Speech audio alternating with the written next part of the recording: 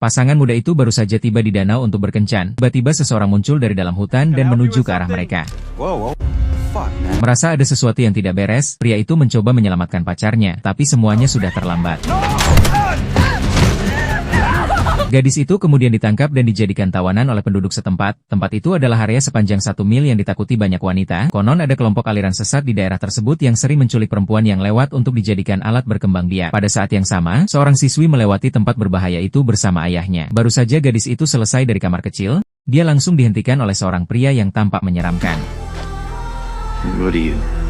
16?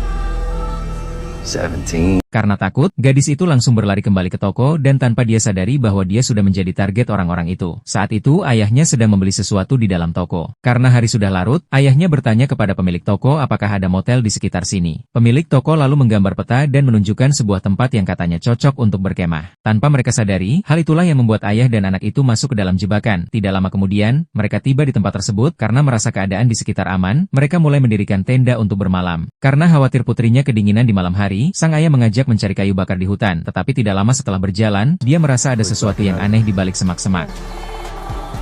Jadi secara naluriah, dia mengambil batu dan melemparkannya. Awalnya mereka mengira itu hanya hewan kecil, jadi mereka tidak terlalu memikirkannya. Namun tidak lama kemudian sang ayah yang merupakan pensiunan tentara pasukan khusus mulai merasakan adanya bahaya. Karena itu, dia segera mengambil pisau untuk berjaga-jaga setelah menyadari ada seseorang yang bersembunyi di balik semak-semak. Karena tidak ingin terlibat masalah, Jack langsung menarik putrinya dan berlari. Namun orang-orang itu tidak mengejar mereka. Mereka malah mengeluarkan walkie-talkie. Jelas terlihat bahwa ada lebih dari 2 orang di hutan itu. Benar saja, saat ayah dan putrinya tiba di danau, mobil mereka sudah dibawa pergi oleh para penyerang. Setelah itu 2 orang penyerang datang untuk menculik Amy.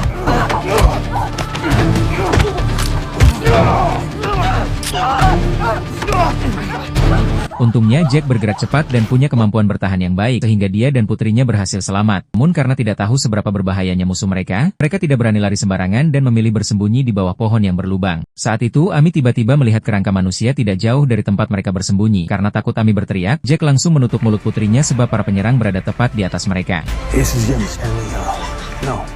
Setelah keadaan di atas mulai tenang, Jack perlahan keluar untuk melihat situasi. Setelah yakin para penyerang sudah pergi, dia dan putrinya terpaksa bertahan hidup di hutan karena ponsel mereka tertinggal. Pada pukul 10 pagi, mereka memutuskan untuk segera keluar dari hutan. Tidak lama kemudian mereka menemukan rel kereta api yang sudah tidak digunakan. Karena tersesat dan tidak tahu arah, mereka mengikuti jalur rel itu dengan harapan bisa menemukan penduduk untuk meminta bantuan. Tanpa diduga, setelah berjalan cukup lama, Jack melihat sebuah RV di depan mereka. Demi keamanan, dia menyuruh putrinya tetap berada di belakang, lalu memeriksa apakah ada orang di dalam kendaraan itu.